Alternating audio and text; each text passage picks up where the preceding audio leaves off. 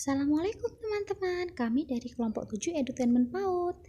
Hari ini kami akan mempresentasikan hasil diskusi dari kelompok kami, yakni strategi pembelajaran Edutainment PAUD.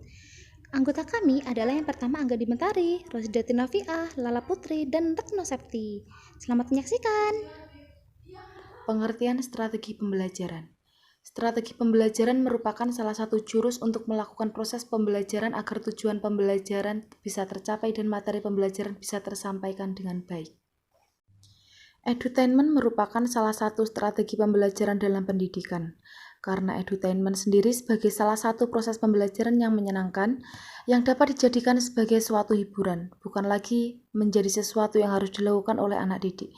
Sehingga pembelajaran yang menarik akan menjadi pusat perhatian yang menarik di mata anak didik. Konsep strategi edutainment. Strategi pembelajaran terdiri dari metode, teknik, dan prosedur yang mampu menjamin peserta didik dapat mencapai tujuan di akhir kegiatan pembelajaran. Munculnya konsep edutainment yang mengupayakan proses pembelajaran yang kondusif dan menyenangkan telah membuat suatu asumsi bahwa yang pertama adalah perasaan positif, senang atau gembira, akan mempercepat pembelajaran. Yang kedua yakni, jika anak mampu menggunakan potensi nalar dan emosi secara tepat, maka ia akan membuat lonjakan prestasi belajar yang tidak terduga sebelumnya. Dan yang terakhir adalah, bila setiap pembelajar dapat dimotivasi secara tepat dan diajar dengan cara yang benar, maka mereka semua akan mendapatkan hasil belajar yang optimal. Teori belajar kooperatif. Pendekatan belajar kooperatif sangat dikenal pada tahun 90-an. Oxford Dictionary mendefinikan kooperasi atau cooperation sebagai bersedia untuk membantu.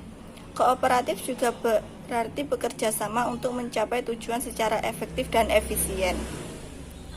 Teori belajar dengan kerjasama atau kooperatif merupakan teori pembelajaran yang menggunakan kelompok kecil siswa, sehingga mereka dapat menjalin kerjasama untuk memaksimalkan kelompoknya dan masing-masing melakukan pembelajaran.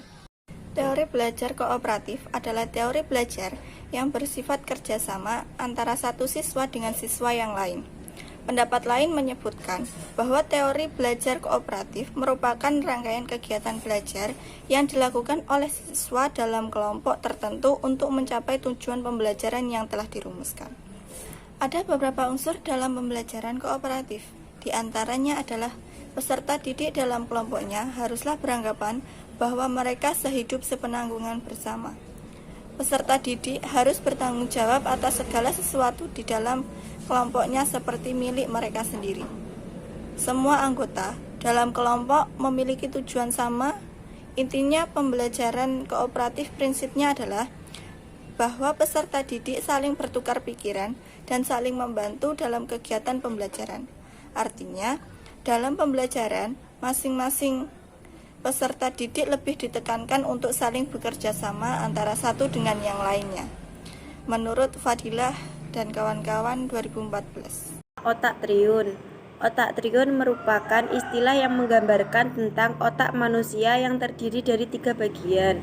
Ketiga bagian tersebut dikenal pula dengan Tritunggal atau 3-in-1. Dr. Paul MacLean menyebutkan otak triun karena terdiri dari 3 bagian, masing-masing berkembang pada waktu yang berbeda dalam sejarah evolusi manusia. Masing-masing bagian mempunyai struktur saraf tertentu dan mengatur tugas-tugas yang harus dilakukan. Yang termasuk dalam bagian otak triun yaitu otak reptil, sistem limbik, dan otak neokorteks. Selanjutnya, teori kecerdasan majemuk. Dalam bukunya Mulyasa 2012, 57-59 menjelaskan beberapa kecerdasan majemuk pada anak usia dini. Memang pada masa ini, ketujuh kecerdasan belum berkembang secara optimal, tetapi ada kalanya kecerdasan tersebut sudah mulai tampak. Salah satu cirinya adalah anak dapat menampilkan kemampuannya melebihi teman-teman sebayanya. Seorang anak yang mempunyai kecerdasan musikalitas pada umumnya dengan cepat dapat menirukan nada dengan tepat atau menghafal lagu dengan cepat. Anak-anak ini perlu diberi rangsangan dengan mengajaknya untuk bernyanyi atau bermain musik agar kemampuannya berkembang. Salah satu ciri anak memiliki kecerdasan matematika adalah memiliki kemampuan dan kesenangan dalam berhitung. Anak-anak yang demikian perlu dirangsang dengan dihadapkan dengan permasalahan-permasalahan yang ada sangkut pautnya dengan angka.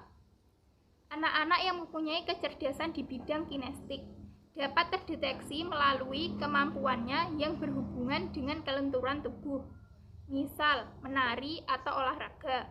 Untuk mengembangkan kemampuannya, anak-anak tersebut perlu diajak untuk menari atau melakukan kegiatan-kegiatan yang memerlukan gerakan-gerakan tubuh. Kecerdasan linguistik dipunyai oleh anak-anak yang gemar membaca atau bercerita. Dengan demikian, untuk mengembangkan kecerdasan kebahasaan, anak-anak tersebut perlu diberi rangsangan dengan diajak membaca dan mengungkapkannya. Anak-anak mempunyai kemampuan untuk mengingat tempat atau mengetahui posisi-posisi dengan tepat. Berarti yang bersangkutan mempunyai kecerdasan spesial atau kecerdasan ruang. Untuk meningkatkan kecerdasan tersebut, anak-anak perlu dirangsang dengan permainan-permainan yang terkait dengan ruang. Salah satunya adalah bermain puzzle. Selanjutnya, kecerdasan intrapersonal adalah kecerdasan untuk memahami hal-hal yang terjadi pada dirinya. Kecerdasan ini ditandai dengan kemampuannya untuk mengungkapkan perasaan atau isi hati. Kecerdasan ini dapat dikembangkan dengan cara anak-anak diminta untuk mengungkapkan apa yang terjadi dan apa yang dirasakan.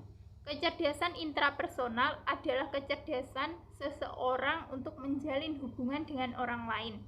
Mengajak anak bergaul dengan teman-temannya, baik teman lama maupun teman yang baru dikenalnya, akan sangat membantu dalam upaya mengembangkan kecerdasan intrapersonal ini. Ketujuh kecerdasan ini perlu dikembangkan sejak anak masih usia dini, karena masa-masa tersebut adalah masa golden age.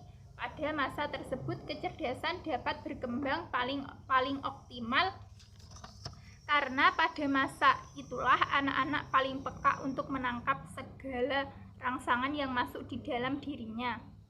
Hal ini sesuai dengan teori yang dikemukakan oleh John Locke, yaitu teori tabula rasa, yang mengibaratkan anak sebagai meja yang terbuat dari lilin. Makna teori ini adalah anak dapat dibentuk apa saja tergantung pada pendidikannya. Pengguna edutainment dalam pembelajaran.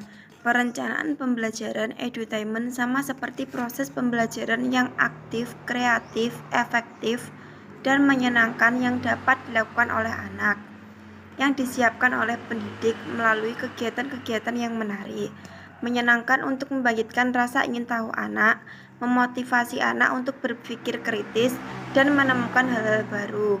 Pengelolaan pembelajaran dilakukan secara demokratis, mengingat anak merupakan subjek dalam proses pembelajaran. Sebelum memberikan pembelajaran kepada anak, kita harus memahami hal-hal yang perlu diperhatikan. Yang pertama, menciptakan lingkungan belajar dengan rileks, lingkungan yang nyaman dan aman. Yang kedua, menjamin bahwa sejak awal pembelajaran adalah relevan. Yang ketiga, melibatkan secara sadar indera dan juga pikiran. Yang keempat, menantang anak untuk dapat berpikir jauh ke depan. Yang terakhir, menggabungkan semua bahan yang dipelajari dengan tetap.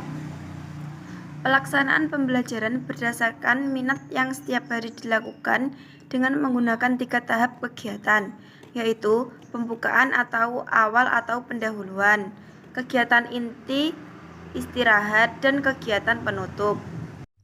Kesimpulan, strategi pembelajaran merupakan salah satu jurus untuk melakukan proses pembelajaran agar tujuan pembelajaran bisa tercapai dengan baik. Secara umum sering ditemui pembelajaran di lembaga PAUD yang menerapkan sebuah konsep pendidikan menegangkan, tidak menyenangkan, bahkan disertai dengan sikap otoriter kepada peserta didik. Hal ini tentu sudah tidak efektif lagi jika dilihat dari hasil yang dicapai, sebab anak yang dididik dengan metode dan strategi yang demikian justru akan menjadi generasi yang penuh dengan ketegangan, mudah stres, dan tidak mampu memecahkan masalah dalam kehidupannya. Salah satu strategi yang dapat digunakan pada pembelajaran anak usia dini saat ini adalah strategi edutainment. Terima kasih perhatiannya. Wassalamualaikum warahmatullahi wabarakatuh.